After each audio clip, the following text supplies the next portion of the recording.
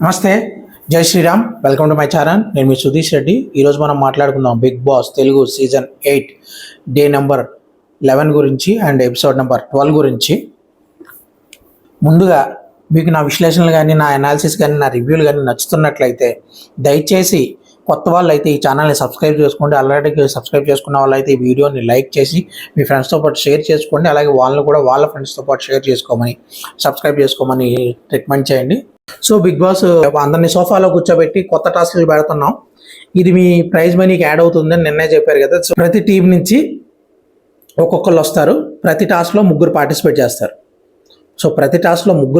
చేస్తారు. ఒక్కొక్కరు ఒక్కొక్క టీం నుంచి వస్తారు. అంటే క్యారెక్టర్ నుంచి ఒకళ్ళు, అఖండ నుంచి ఒకళ్ళు, అంతలేని వీరుల నుంచి ఒకళ్ళు, ముగ్గురు కలిసి ఆడతారు. ఎవరు గెలిస్తే ఆ టీం గెలిచినట్టు. ఆ టాస్క్కి ఎంతైతే ప్రైజ్ మనీ ఉంటుందో ఆ ప్రైజ్ మనీ ఆ టీంకి యాడ్ అవుతుంది. ఇలా ఫైనల్గా టాస్క్లన్నీ ముగిసే టైంకి ఏ టీం దగ్గర ఎక్కువ ప్రైజ్ మనీ ఉంటుందో ఆ ప్రైజ్ మనీ యాక్చువల్ ప్రైజ్ మనీకి యాడ్ అవుతుంది. బిగ్ బాస్ క్లారిటీగా చెప్పారు. సో ఫస్ట్ ఆఫ్ ఆల్ ఇవి టాస్క్లు ఈరోజంతా టాస్కుల మీద నడిచారు కాబట్టి ఒకటే చెప్పాలనుకుంటున్నా. ఏంటంటే టాస్కుల్లో రెండు విధాలుగా ఆడవచ్చు. ఒకటి, మన బలాన్ని మనం నమ్ముకుని ఆడాలి. రెండు, ఎదుటివాడి బలహీనతను నమ్ముకుని ఆడాలి. సో ఆ బలాన్ని నమ్ముకుని ఆడేవాడు ఆశాజీవి, అలాగే ఎదుటివాడు బలహీనత ఆడేవాడు మేధావి. రెండిట్లోని తప్పులేదు. అంటిల్ అన్లెస్ ఇక్కడ వాళ్ళు ఇచ్చిన నియమాలు పాటిస్తూ ప్రాపర్గా ఆడితే, రూల్స్ని బ్రేక్ చేయకుండా ఆడితే ఎలా ఆడినా, ఏ స్ట్రాటజీ ఆడినా ఎలాంటి ప్రాబ్లం, అలాగే ఎదుటి వాళ్ళకి ఇబ్బంది లేకుండా ఆడినా. సో ఇవి పాటిస్తే ఎలాంటి ప్రాబ్లం లేదు. కానీ అంత కామన్ సెన్స్ వీళ్ళలో ఎవరికైనా ఉంటుందా అనేది డౌటే. ఎందుకంటే కొన్ని ఎగ్జాంపుల్స్ మనం ముందు చూసాం కాబట్టి ఆ టాస్క్ పరంగా ఎవరెవరు ఏమేమి చేశారు అనేది క్లియర్గానే మాట్లాడదాం. ఫస్ట్ టాస్క్ వాల్యూకి 25,000 పెట్టారు స్విమ్మింగ్ పూల్లో దూకడం గురించి. ఎవరైతే ఫస్ట్ వెళ్ళి స్విమ్మింగ్ పూల్లో దూకుతారో ఆ టీంకి 25,000 ప్రైజ్ బహుమతి యాడ్ అవుతుందని చెప్పారు. సో ఫస్ట్ ఆ పేర్లన్నీ కూడా ఎల్ఈడీలో డిస్ప్లే అవుతాయి, ఏ మెంబర్స్ ఆడాలో అని. ఆ మెంబర్సే ఆ టాస్క్లో పార్టిసిపేట్ చేయాలి. So first of all first టాస్క్కి మణికంఠ, సోనియా అండ్ విష్ణుప్రియ వీళ్ళ పేర్లు అయితే స్క్రీన్ మీద డిస్ప్లే అయ్యి యష్న వచ్చి అరిసింది. సో వీళ్ళు మణికంఠ పరిగెడుతుంటే పృథ్వీ వచ్చి గట్టిగా పట్టుకున్నాడు ఆపడానికి. ఈలోపు సోనియా వెళ్తుంటే కాలు జారి కింద పడింది. గట్టిగానే దెబ్బలు కొంచెం గట్టిగానే పడింది. ఈలోపు ఈ మధ్యలోంచి విష్ణుప్రియ వెళ్ళి మొత్తానికి టాస్క్ గెలిచింది. వీళ్ళు వెనకాల మణికంఠ వెళ్ళి ముందుకెళ్ళాడు. పృథ్వీకి ఇదే చెప్పింది, చెడపక్కరా చెడేవా అంటారు తెలుసా. కోతి కొట్టుకుంటే మధ్యలో పిల్లి కొట్టుకుంటే మధ్యలో కోతి వచ్చి కొబ్బరి మొక్క ఇట్టుపోయింది అన్నట్టు. వీళ్ళిద్దరూ కొట్టుకుంటే మూడో టీం వాళ్ళు తీసుకెళ్ళిపోయారు ప్రైజ్ మనీ. అండ్ దాని తర్వాత వీళ్ళు పడిపోయిన సోనియాని కన్సోల్ చేయడానికి పృథ్వీ వచ్చాడు. వీళ్ళు ఎలా చేస్తారంటే ఒకసారి కొత్త బిచ్చగాడు పొద్దెరగడం అన్నట్టు ఈ బిగ్ బాస్లో హగ్గులకి మాత్రం హద్దు ఉండదు అన్నట్టే బిహేవ్ చేస్తున్నారు వీళ్ళు. ఓకే, వెళ్ళండి కదా, అది పర్సనల్, మనకు దాని గురించి అంత స్ట్రెస్ చేయాల్సిన అవసరం లేదనుకోండి. దాని తర్వాత నిఖిల్ వెళ్ళి మొత్తం చీఫ్స్ అందరితో కూర్చొని ఈ వైలెన్స్ కొంచెం కంట్రోల్ చేద్దాం. ఎందుకంటే పృథ్వీకి మన ఆర్టిస్టులు మన ఫేస్కి ఇబ్బంది అవుతుంది. తర్వాత మొహమ్మద్ అబ్దాయిల్ ఏం చేస్తావు నువ్వు? ఒకవేళ మణికంఠ కాబట్టి ఓకే, నేనంటే డిఫరెంట్గా హ్యాండిల్ చేసేవాడిని. అప్పుడు మన ఇద్దరికి ప్రాబ్లం అయ్యేది కదా. వద్దంటే యష్న, నువ్వు నీ ఆలోచనలు మా మీద మేము ఎలా ఆడాలో ఏంటో నువ్వు చెప్పు. ఎవరి ఇండివిజువల్ ఆలోచనలు వాళ్ళే ఆడతారు, నువ్వు మమ్మల్ని కంట్రోల్ చేయాలని మాత్రం చూడకు అని కొంచెం సీరియస్ అయింది. బట్ నిఖిల్ మళ్ళీ ఆదిత్య ఓం గారు రూల్ నెంబర్ 6 ఫిజికల్ ఎవరు ఒకరినొకరు పరస్పరంగా హింసకి పాల్పడకూడదు, ఫిజికల్ హింసకి పాల్పడకూడదు అని మెన్షన్ చేసింది. అదే ఈయన చెప్పారు. సో పృథ్వీ కూడా నైనికాని యష్నాను వైలెన్స్ తగ్గించుకుని ఆడదాం, చాలా జాగ్రత్తగా ఆడదాం, దెబ్బలు తగిలించుకోకుండా ఆడదాం. అదే నేను చెప్పేది, అంతకు మించి ఏం లేదు. మీ స్ట్రాటజీలు ఏమైనా వేసుకోండి, కానీ ఎదుటివాడు హట్ అయ్యేలాగా లేకపోతే కొంచెం బుర్ర పెట్టి ఆడండి, అంతే కదా. ఆ టైంలో ఏముంది, అసలు అడ్డు రావాల్సిన అవసరం ఏముంది ఎక్కడ లేదు. ఆ రూల్లో కూడా లేదు. వాళ్ళు ముగ్గురు ఎవరు ఫాస్ట్గా వెళ్తే వాళ్ళు వెళ్తారు. వీళ్ళు అడ్డుకుని చేసేదానికి అది నాకైతే కరెక్ట్ అనిపించలేదు. బట్ స్టిల్ ఇక్కడ నిఖిల్ తీసుకున్న స్టాండ్ అయితే నాకు బాగానే అనిపించింది. ప్రాపర్గానే ఆ స్టాండ్ తీసుకున్నాడు. దానికి నిఖిల్ అప్రిషియేట్ కాదు, యష్న కొంచెం ఓవర్ చేసింది అక్కడ అనిపించింది. దాని తర్వాత నెక్స్ట్ టాస్క్ 50,000కి ఇచ్చారు, బాల్ పట్టు బాస్కెట్లో పెట్టు అని. సో ఇందులో ముగ్గురు రెండో టాస్క్కి 50,000 ప్రైజ్ మనీ పెట్టాడు బిగ్ బాస్. బాల్ పట్టు బాస్కెట్లో పెట్టు అని. దీంట్లో పృథ్వీ, నబిల్ అండ్ నిఖిల్ ముగ్గురు పార్టిసిపేట్ చేశారు. అండ్ అభయ్ని సంచాలకుడిగా పెట్టుకున్నారు.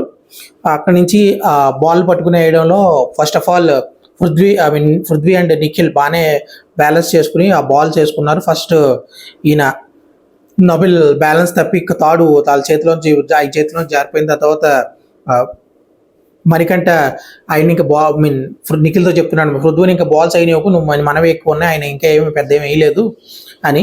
సో ఈలోపు పృథ్వీ ఆవేశంగా నిఖిల్ దగ్గర ఉన్న బాల్స్ తన్నేశాడు. ఈ ఆవేశం ఏదో కొంచెం ఆయన బాల్స్ వేయడం మీద పెట్టుకుంటే ఇంకా బాగుండేది. మళ్ళీ ఇక్కడ అప్లికేబుల్ చెడపకరా చెడేవు అంటారు చూసారా, ఇదే అప్లికేబుల్ అయింది. అండ్ తెలివిగా నిఖిల్ ఆయన దూరంగా లాక్కుని వెళ్ళిపోయి కొంచెం బలం అప్లై చేసి ఆ హోల్డ్ చేశాడు, చాలాసేపు బాగానే హోల్డ్ చేశాడు. పెనుగుడాట్లో ఆటోమేటిక్గా మన పృథ్వీ చేతిలోంచి తాడు పక్కకు వచ్చింది. అండ్ ఇక్కడ కూడా మళ్ళీ కెరటం టీం గెలిచింది. మళ్ళీ కాదు, కెరటం టీం గెలిచింది. వాళ్ళు 50,000 సొంతం చేసుకున్నారు. ఈ మధ్యలో సీత అండ్ విష్ణుప్రియ మధ్య ఒక చిన్న కాన్వర్జేషన్ జరిగింది. ఏంటంటే విష్ణుప్రియ నిన్న సీత ఏదైతే ఆడిందో దాన్ని హ్యూమన్ కార్డ్ వాడలేదు, కానీ అబ్బాయి అమ్మాయి ఈక్వల్ కాదు, కొంచెం ఆ అబ్బాయి నీ మీద పడి అలా మీద పడిపోయి అలా లాగిది పీకేస్తున్నప్పుడు నువ్వు ఆపేసి హోల్డ్ చేసి వెనక్కి కొంచెం నీవంతూ నువ్వు మాట్లాడాల్సిందంటే ఓకే అబ్బాయి అమ్మాయి కాదు అని నాగార్జున గారు వేరు కాదు అని నాగార్జున గారు బిగ్ బాస్ 8 సీజన్ల నుంచి మొత్తుకుంటా ఉన్నారు. బట్ వీళ్ళు స్టిల్ ఉమెన్ లాస్ట్ టైం కూడా ఆ ఉమెన్ కార్డు వాడి దానివల్ల ప్రయోజనం పొందుదాం అనుకున్నా కూడా బిగ్ బాస్ దాన్ని ముందుకు సాగనివ్వలేదు. ఎందుకంటే సీజన్ 2లో దానివల్ల పెద్ద ఇష్యూస్ కూడా అయ్యాయి. ఎప్పుడైతే ఆడ మగ సమానం, కానీ మగవాడు కొంచెం ఎక్కువ సమానం లేదా ఆడది కొంచెం తక్కువ సమానం ఇలాంటివి ఏమి ఉండవు కదా బిగ్ బాస్లో. ఇద్దరు సమానం అంటే సమానం. అలాంటప్పుడు ఆ టాస్క్లు ఆడాలని తెలుసు, ఇలాంటి ఇబ్బందులు కలుగుతాయని తెలుసు, వీళ్ళకి తప్పదని తెలుసు. సో నేనే ముందెళ్ళాను, ఇవి కరెక్ట్ కాదు. విష్ణుప్రియ ఏదైతే పాయింట్ రేస్ చేస్తుందో అదైతే కరెక్ట్ అని నాకైతే అనిపించట్లేదు. దానికి సీత నాకు గెలిచిన ఆనందాన్ని కాసేపు కూడా ఉండట్లేదు, నేను ఏదో ఆడి వచ్చాను, నా బాట నన్ను వదిలేచ్చు కదా, నా పని ఏదో నేను చేసుకుంటా అని చెప్పి కొంచెం కోపంగానే వెళ్ళిపోయింది. Well and good. దాని తర్వాత నెక్స్ట్ 3వ టాస్క్కి 70,000 పెట్టారు. ఏంటంటే బిగ్ బాస్ కొన్ని డిక్టేషన్ చెప్తారు, వర్డ్స్ చెప్తారు, అది రాయాలి అని. దీనికి కూడా మళ్ళీ మణికంఠ, సీత అండ్ యష్మి వీళ్ళ ముగ్గురిని పెట్టారు. అండ్ సీతని మణికంఠ, నైనిక అండ్ యష్మి పార్టిసిపెంట్స్, సీత సంచాలక్ దీనికి. సో ఇందులో మళ్ళీ బిస్కెట్ అని లేకపోతే గవర్నమెంట్ అని ఇలా కొన్ని పేర్లు చెప్పారు, వాళ్ళు రాశారు. సీత చూసింది, యష్న రాయలే. దీంట్లో కూడా మణికంఠ బాగానే చేశాడు. సో ఇక్కడ మళ్ళీ కెరటం టీమే గెలిచింది. ఆల్రెడీ ఇప్పుడు కెరటం టీం దగ్గర 1,20,000 ఉంది. Well and good. దాని తర్వాత మణికంఠ ఎవరి దగ్గర నుంచి దోశ అడిగి తెచ్చుకొని పంచదార వేసుకుంది అంటున్నాడు. నిఖిల్ కూడా వచ్చేది అన్నాడు. దాని తర్వాత బిగ్ బాస్ మధ్యరాత్రి లేపి మధ్యలో తెరువులాగా వీళ్ళకి మంచి బ్యాండ్ వేసాడు. ఏం ఓవర్ యాక్షన్ చేస్తున్నారు, ఇంక ఇప్పుడు అలా చేయకండి, లాస్ట్ అండ్ ఫైనల్ ఫుడ్ విషయం కాబట్టి ఆకలితో ఉన్నారు కాబట్టి బిగ్ బాస్ కూడా అర్థం చేసుకున్నాడు పాపం. కాబట్టి వీళ్ళకి లాస్ట్ వార్నింగ్ ఇచ్చి వదిలేశాడు, మంచిది. దాని తర్వాత next day morning full kick అనే సాంగ్ వేసుకొని డ్యాన్స్లు కట్టారు అందరూ. ఆ తర్వాత విష్ణుప్రియ అక్కడి నుంచి మిల్క్ ప్యాకెట్ తీసుకుందని పెద్ద రచ్చ చేసింది అసలు. అంటే వీళ్ళు దొంగతనం చేశారు, వాళ్ళు దొంగతనం చేశారు. విష్ణుప్రియ అడిగిందంట ఫస్ట్, ఈవిడ వద్దందంట. అంటే ఈవిడ చెప్పిన పాయింట్ ఒకటి వ్యాలిడ్ ఉంది. ఏంటంటే రాత్రి ఆల్రెడీ చెప్పాడు, ఒకరి వస్తువులు ఒకరు వాడుకోవద్దని. వీళ్ళు దొంగతనం చేస్తే గమ్మున ఉంటే దొరకనంత వరకు ఎవడో దొంగ కాదు, దొరికిపోయింది అక్కడ క్లియర్గా పేపర్ మీద మార్క్ పెట్టుకున్నారంట. ఆ మార్క్ పేపర్ దొరికిపోయింది. ఆ దొరకకుండా చేయాలి దొంగతనం అనేది. వీళ్ళ అదే అడిగింది, నీ దగ్గర ప్రూఫ్, నేను దొంగతనం చేశాను, నీ దగ్గర ప్రూఫ్ ఉన్నాయంటే బిగ్ బాస్ వీడియో చూపించమను. అంతవరకు నీ దగ్గర ప్రూఫ్ లేదు కదా, నా దగ్గర ఇక్కడ ప్రూఫ్ ఉంది, ప్రూఫ్తో మాట్లాడుతున్నాను నేను. దొరకనంత వరకు అందులో దొరికితేనే దొంగలు, వీళ్ళు దొరికిపోయింది కాబట్టి దొంగ అని చెప్పక తప్పదు ఇంకా. ఓకే వెళ్ళండి, ఏదో చిల్లర పంచాయతీ అని అనిపించింది నాకు. దాని తర్వాత నెక్స్ట్ పల్పీ ఆరెంజ్ టాస్క్ ఒకటి ఇచ్చారు. అండ్ టాస్క్ ముందు మళ్ళీ వీళ్ళిద్దరూ ఏదో మాట్లాడుకొని నాకు ఎక్కడ వరకు ఉంది ఏదో చెప్పుకుని సోదుకోవాలి, అవన్నీ మనం కన్సిడర్ చేయాల్సి. తర్వాత 1,50,000 ఇంకో పల్పీ ఆరెంజ్ టాస్క్ ఇచ్చాడు. ఇందులో పల్పీ ఆరెంజ్ ఒక గ్లాస్లో పోసి ఉంచాలి అని చెప్పి. దీంట్లో మళ్ళీ అభయ్, ఆదిత్య, నిఖిల్ ముగ్గురు పార్టిసిపేట్ చేశారు. అండ్ నబుల్ సంచాలకుడిగా ఉన్నాడు. సో ఫస్ట్ అభయ్ పోసాడు, చాలా వరకు నిఖిల్ ఫస్ట్ ఆదిత్య పోసాడు, చాలా వరకు నిండింది. ఆ తర్వాత నిఖిల్ పోసాడు, మోస్ట్ నిండింది. అండ్ అభయ్ చాలా తెలివిగా మూత తీసుకుని పోసాడు, సూపర్ స్ట్రాటజీ అనిపించింది నాకైతే. ఆ తర్వాత ఆదిత్య గారు అతి తెలివితో జేలెట్టిలలో దులుతుంటే ఆ చుక్కల కింద జారి పడ్డాయి. ఎందుకంటే ఆ గ్లాస్ నుంచి చుక్కల కింద జారి పట్టకూడదు, ఇలా దులిపితే మరి ఏమవుద్ది, ఆ చుక్క వేడి ఆ గ్లాస్ నుంచి జారి పడింది కదా. నెబుల్ చూశాడు.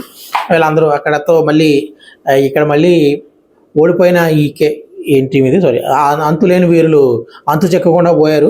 సో ఇప్పుడు అఖండ టీం భోంచేస్తుంటే మణికంఠ వచ్చి డోర్ ఇలా మూతి పెట్టి నుంచుని ఏమైనా ఉంటే పెట్టండి అమ్మా అన్నట్టు అడుక్కుంటున్నాడు. వీళ్ళు లేవు అదలు అన్నారు. మనం నాకు I'm angry because I'm hungry అని ఏదో స్టేట్మెంట్ ఇచ్చాడు. ఆదిత్య నీ మొహంలో తెలుస్తుంది అన్నాడు. కామెడీ చేశారు. దాని తర్వాత వ్యాక్స్ టాస్క్ ఇచ్చారు. దీనికి 50,000 బహుమతి ప్రకటించారు. ఇందులో నిఖిల్, నోబెల్, ఇంకొకళ్ళు పృథ్వీ ఎంత వరస్ట్ క్యాండిడేట్, వేస్ట్ క్యాండిడేట్ అంటే సెకండ్ టాస్క్లో లేచి వీళ్ళిద్దరూ నోబెల్, నిఖిల్ ఇద్దరు కూడా ఆ బాధ భరించారు అండ్ పర్ఫెక్ట్గా ఎండ్ వరకు టాస్క్ అయితే కంప్లీట్ చేశారు. ఇలా గివ్ అప్ ఇవ్వలేదు. మనిషిని మీదకి పడిపోయి లేదా గొంతేసుకొచ్చారా అంటే మాత్రం అని వచ్చేస్తున్నాడు. టాస్క్ల మీద చూపించమంటే మాత్రం ఏం లేదు. అదో మన చెన్నకేశ్వరరెడ్డి సినిమాలో ఎంఎస్ నారాయణ డైలాగ్ ఉంటుంది చూసారా, సోడాకిని విస్కీకి డిఫరెన్స్. వేసినప్పుడు బుస్సులు లేగుతుంది కానీ అగ్గిపుల్ల వేస్తే ఏం ఉండదు, దాంట్లో చూసుకున్నట్టు. అదే సైలెంట్గా ఉంటే అగ్గిపుల్ల వేసినప్పుడు జబ్బులు లేగుతుంది. అదే టైం వచ్చినప్పుడు రైజ్ అవ్వడమే పవర్ అంటే. ఈయన ఎప్పుడు పడితే అప్పుడు రైజ్ అయ్యి దాన్ని పవర్ అంటారు, దానికి వాల్యూ కూడా ఉండదు. అదే పృథ్వీ నిరూపించింది. ఇక్కడ మళ్ళీ మన అంతులేని వీరులు గెలిచారు. నోబెల్ చాలా బాగా ఆడాడు, హ్యాట్స్ ఆఫ్ చెప్పాలి. ఆ బాధ భరించి అంతా కూడా హ్యాట్స్ ఆఫ్ చెప్పాలి. బాగా ఆడాడు. వీళ్ళకి 50,000 తీసుకొచ్చి వీళ్ళు కూడా ట్రాక్లో పెట్టాడు. దాని తర్వాత బిగ్ బాస్ సాక్స్ కట్టు ఒకరినొకరిని తోసుకుని పక్కన పెట్టు అన్నట్టు ఏదో టాస్క్ పెట్టాడు కదా. అంటే ఇద్దరు రావాలి ప్రతి టీం నుంచి. ఇద్దరు వచ్చి అట్లీస్ట్ ఒకరికైనా ఒక కాలుకైనా ఒక సాక్స్ అయినా ఉండాలి హ్యాండ్ బజర్ మోగేటప్పటికి అని చెప్పి టీం మన ఆల్మోస్ట్ మనకి ఏమంటారు కెరటౌన్ టీం నుంచి తెలిసి ఇద్దరు ఉన్నారు కాబట్టి వాళ్ళు ఇద్దరు వస్తారు. ఆ తర్వాత అఖండ టీం నుంచి అభయ్ అండ్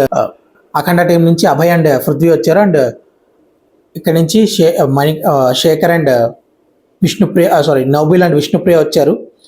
సో వీళ్ళు ఆడుతున్నారు. అండ్ సంచాలకులుగా మన ప్రేరణని పెట్టారు. ప్రేరణని ఓవరాల్గా ఆవిడ తప్పు డెసిషన్ తీసుకుందా, రైటా కాదా, ఆవిడ చూసిందా చూడలేదా, ఇవి కొంచెం పక్కన పెడితే ఫస్ట్ థింగ్ ఇక్కడ ఒకవైపుని యష్న, పృథ్వీ వీళ్ళు ఎంతమంది గోల్ చేస్తున్నారు. ఆగండి, వీళ్ళు ఇక్కడ ఆవిడ కాన్సన్ట్రేషన్ ఇక్కడే పెట్టుకుని మ్యాక్సిమం ఇంత 6 కదులుతుంటే చూస్తూ అక్కడ కాన్సన్ట్రేటర్స్ చేస్తూ ఆవిడ చూసిన దాన్ని నేను చూశాను కాబట్టి ఇస్తాను, నేను చూడలేదా బెనిఫిట్ ఆఫ్ డౌట్ వదిలేయండి, నేను చూడలేదు. అది ఇంతమందిలో ఎక్కడెక్కడ చూడడం అది ఇంపాసిబుల్. అసలు ఆవిడ ప్రతి గీత దగ్గరికి ఇటు తిరిగి మొత్తం సూపర్గా చేసింది సంచాలకుల కింద. అండ్ ఆవిడ డిసిషన్ మీద ఆవిడ ఏమనుకుందో దానికి ఆవిడ స్టూడ్ అయి ఉంది. నాకు తెలుసు అందరూ నన్ను తిడతారని, బట్ స్టిల్ నాకు ఏమనిపించిందో, నాకంటే ఏం కనిపించిందో దాన్నే నేను నమ్ముతాను, దానికే నేను మాట్లాడతాను అని చెప్పింది. Even though first of all Prithvi తోచుకోవడం గురించి పృథ్వీ మరీ వరస్ట్, ఓవర్ అగ్రెసివ్ అయిపోతున్నాడు, ఓవర్ యాక్షన్ చేస్తున్నాడు. యష్న అయితే ఇంకా worst. So Prithvi first push చేస్తున్నారు, అందరూ ఒకరినొకరు తోసుకుంటున్నారు అన్న టైంలో ఇవిడైతే ఇంకా ఒక రూల్ చెప్పింది, చేతులు వెనక్కి పెట్టుకుని ఆడండి, అది ఓకే అనుకుంటే అప్పుడు మాట్లాడదాం, అంతే తప్ప ఇంకా ఇలా ఏం వద్దని చెప్పి చేతులు వెనక్కి పెట్టించి ఆడించినప్పుడు పృథ్వీ లైన్ దాటాడు. వాళ్ళ టీం అయినా కూడా నువ్వు లైన్ దాటావు వెళ్ళిపో అని చెప్పింది. నేను దాటలేదంటే వెళ్ళిపో అని చెప్పింది. Well and good. దాని తర్వాత విష్ణుప్రియది క్లియర్ కట్గా చూశాను. అబ్బాయి గొద్దలే అక్కడ ఉన్న మూమెంట్లో ఆయన తీసుకుంటుంటే ఈ చెయ్యి తగిలి ఆవిడ పడిపోయింది. ఎంత దారుణంగా అబద్ధం ఆడుతుందంటే అక్కడ మాత్రం ఏంటంటే నన్ను తోసాడు పుష్ట్ విత్ బాడీ అంట. తగలడానికి తొయ్యడానికి తేడా తెలియదే. తోసినప్పుడు ఎలా పడతా, తోసుంటే ఆ స్విమ్మింగ్ పూల్లో పడేది, అక్కడ పడదు. తగిలింది కాబట్టి అక్కడ పడింది. తగలడానికి తోయడానికి చాలా తేడా ఉంది అక్కడ. బట్ ఆవిడకి తెలుసు, ఆవిడ గొంతు వేసుకొని దారుణమైన అబద్ధం ఆడింది. బట్ అప్పటికి వీళ్ళందరూ చెప్తున్నారు నేను అది చూడలేదు కాబట్టి నేను అది బెనిఫిట్ ఆఫ్ డౌట్ కింద బెనిఫిట్ ఆఫ్ డౌట్ ఇస్తాను కాబట్టి బాగున్నాయి. అంటే అక్కడ వాళ్ళు ఎవరు అందిస్తున్నారు, అది ఆవిడ డెసిషన్ నాకు నచ్చింది. ఆవిడ అందించలేదో నాకు కరెక్ట్ టైంకి నాకు ఇది కరెక్ట్ అనిపించింది, నేను చేస్తాను అన్నట్టు చేసింది. అభినందించాలి. తర్వాత విష్ణుప్రియ అభయం ఉన్నప్పుడు ఆ సౌండ్లో మేబీ విష్ణుప్రియకి వినిపించకపోవచ్చు నేనైతే అనుకుంటున్నా. ఆమె అంది you pushed out you pushed out అని చెప్తుంది. ఈమెకి నువ్వు పుష్ చేయి కాబట్టి ఇంకా తోసేసింది. నువ్వే పుష్ చేయమన్నా, నేను అలా కానీ నువ్వు పుష్ చేసావు ఆల్రెడీ, అది కూడా క్లియర్ కట్గా చూశాను నేను. ఆవిడ పుష్ చేసిన తర్వాత నువ్వు పుష్డ్ అవుట్ అని చెప్పింది. సో ఇక్కడ విష్ణుప్రియ ఆవిడ డెసిషన్లో ఎలాంటి తప్పు లేదు, కరెక్ట్గానే డెసిషన్ తీసుకుంది. ఫస్ట్ మణికంఠ, ఆ తర్వాత ఫస్ట్ మణికంఠ, పృథ్వీ, ఈవిడ వెళ్ళిపోయారు. ఇంక ముగ్గురే మిగిలారు, నిఖిల్, అభయ్ అండ్ నోబెల్. సో వీళ్ళు ఆడుతున్న టైంలో మళ్ళీ మణికంఠ కానీ లేకపోతే నోబెల్ సాక్స్ వెనక ఇలా వెనక దాచిపెట్టినట్టు అయితే అది క్లారిటీ లేదు. జస్ట్ 2-3 సెకండ్స్ ఆవిడ వెయిట్ చేయాల్సింది. బట్ ఆవిడ చూసిన వెంటనే నోబెల్ యు ఆర్ అవుట్ అని చెప్పేసింది. అవుట్ అని చెప్పగానే చెప్పిన తర్వాత ఆయన ఇలా బయటికి తీశాడు. ఆయన తీస్తున్నప్పుడు ఈవిడ అవుట్ అని చెప్పిందా లేకపోతే ఈవిడ వెయిట్ చేయాల్సిందా మరి తెలియదు. ఈ వెంటనే స్పందించి ముందు నుంచి కూడా ఈవిడ కళ్ళకి ఏది కనిపిస్తుందో దాన్నే పర్ఫెక్ట్గా ఆవిడ నమ్మిన దాని మీద ఆవిడ నుంచుంది కాబట్టి ఇక్కడ ఏ తప్పు లేదు, ఆవిడ కరెక్ట్గానే ఇచ్చింది. తర్వాత నోబుల్ విష్ణుప్రియ అయితే చాలాసేపు బయటకు వెళ్ళలేదు. నువ్వు వెళ్ళకపోయినా సరే నేను నిన్ను కన్సిడర్ చేయను, నువ్వు అవుట్ అని చెప్తాను అవుట్. ఇక్కడ నోబుల్ కూడా వెళ్ళలేదు, నువ్వు వెళ్ళకపోయినా నేను కన్సిడర్ చేయను, నువ్వు అవుట్ అని చెప్పాను అవుట్, బయటకు వెళ్ళిపో అని చెప్పింది. క్లియర్గా క్లారిటీగానే ఉంది. దాని తర్వాత నోబుల్ ఇలాంటి సంచాలకులు ఏంటి ఈ డెసిషన్ అంటే ఆఫీస్కి ఓడిపోయిన బాధలో మాటలు వస్తే తప్పదు. అలాంటప్పుడే మనం కంట్రోల్ చేసుకోవాలి. కానీ కొన్నిసార్లు కొన్ని కంట్రోల్స్ ఉండవు కాబట్టి ఇట్స్ ఓకే. తర్వాత ఆదిత్య పుండి మీద కారం జల్లినట్టు వచ్చి ఆయన ఏదో చెప్తున్న తర్వాత భాష వచ్చి మాట్లాడుతున్నారు. ఎందుకంటే వీళ్ళ టీం వాళ్ళు ప్రేరణను ఓదార్చడానికి అక్కడ టాస్క్ అయిపోయింది. టాస్క్ అయ్యే టైంకి ఇద్దరు ఒక్కొక్క సాక్స్తో ఉన్నారు కాబట్టి ఇద్దరు విన్నర్స్ అని చెప్పారు. బిగ్ బాస్ చేరుకో 50,000 ఇచ్చారు. ఈ రోజుకి మొత్తానికి వీళ్ళు మన కెరటన్ టీం వాళ్ళు 2,40,000తో ముందంజలో ఉన్నారు. వీళ్ళు ఆల్మోస్ట్ 2,20,000తో ఉన్నారు. వాళ్ళు 50,000తో ఉన్నారు. వాళ్ళు 75,000తో ఉన్నారు. అలా సాగుతుంది. అండ్ ప్రేరణని వీళ్ళందరూ ఓదార్చుతారు. అభయ్ ఒక పాయింట్ చెప్పాడు ఏంటంటే, ఇందాక పాయింట్ అందించింది కూడా అభయ్. అండ్ ఇక్కడ కూడా ఏంటంటే పృథ్వీ కొంచెం ఓవర్ అగ్రెషన్గా వెళ్తున్నాడు, కొంచెం కంట్రోల్లో ఉండాలి లేకపోతే చాలా ఇబ్బంది అవుతాడు ఫ్యూచర్లో అని. అది కరెక్ట్గా ప్రేరణని వీళ్ళందరూ ఓదార్స్తారు. ఈరోజు ఒక రకంగా చెప్పాలంటే ప్రేరణ సంచారకులుగా ఫెయిల్ అవ్వలేదు. కరెక్ట్గా అన్ని తనకు ఏ చూపించిందో, తన కళ్ళ ముందు ఏం జరిగిందో దానికి మాత్రమే స్పందించి దానికి మాత్రమే కరెక్ట్గా డెసిషన్ తీసుకుంది. ఈ విషయంలో మనం అభినందించాలి అంతే. సో నా అనాలిసిస్ మీకు నచ్చుతుంటే కనుక దయచేసి ఈ వీడియోని సబ్స్క్రైబ్ చేసుకోండి. అలాగే మీ ఫ్రెండ్స్తో షేర్ చేసుకుని వాళ్ళు కూడా సబ్స్క్రైబ్ చేసుకోమని చెప్పండి. ఇంతే సంగతిలో రేపటి ఎపిసోడ్తో మళ్ళీ కలుసుకుందాం. జై హింద్.